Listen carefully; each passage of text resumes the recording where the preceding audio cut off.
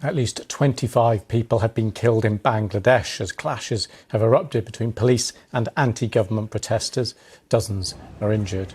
Police used tear gas and rubber bullets to disperse demonstrators in several parts of the country. Speak now to our reporter Shanawaz Rocky. Shanawaz, what's the latest?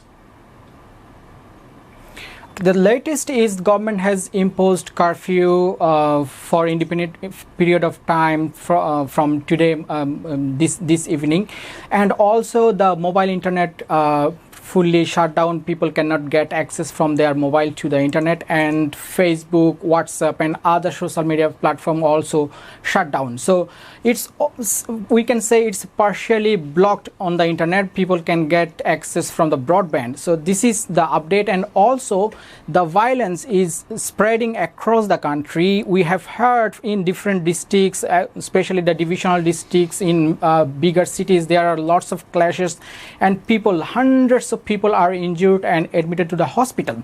So what we have seen, what I see in the morning, there is a tens of thousands protesters took place on the streets, and Dhaka is totally cut off now with all other part of the country. Especially in the entrance, thousands of protesters took place, and there was a huge clash with the ruling party supporters. So then it turns deadly. In the morning, the protesters came onto the streets, and later the government party supporters also confront with them, and then it became deadly, especially in Dhaka, in Shahbag, in Uttara, in other places. They have confrontation with each other, and it's turned violent, and hundreds were injured in Dhaka, and later it sparked across the country.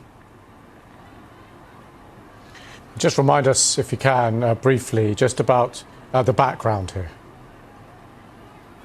The background is the protest started as a student movement in 1st of July, when they started demanding to reform the controversial quota system in Bangladesh civil service job, because 56% quota was reserved for freedom fighters, child and grandchild, and along with other ethnic communities and deprived communities. But they wanted to get a reform, because and later it was reformed by the High Court. But before the rule by the High Court, the Prime Minister made few comments, and there are few incidents which actually sparked this student protest to a mass protest. So if I say one by one, like the Prime Minister leveled the protesters as a Rajakar's child, and then the students became more angry. It sparked anger among the student protesters, and later the pro-government student wing, the Chhatra League, they attacked on the protesters, and after 2 days later there was a huge movement and protest across the country, and the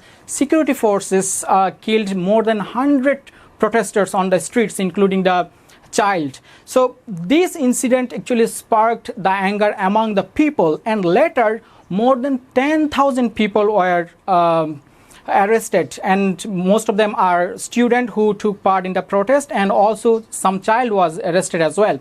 So this incident made angry people, and I have spoken to few people why they felt that was totally student movement, and why they felt they should come out on the street. And they said, look, the government is arresting our kids, our child, and they're just demanding a reform, but government is not listen to them, and they are instead of listening, they are just arresting our people. So we felt that we should come forward and protest on the streets. So that's the thing. Actually, a student protest turned to a mass movement. Shanawaz, thank you for that. Thank you.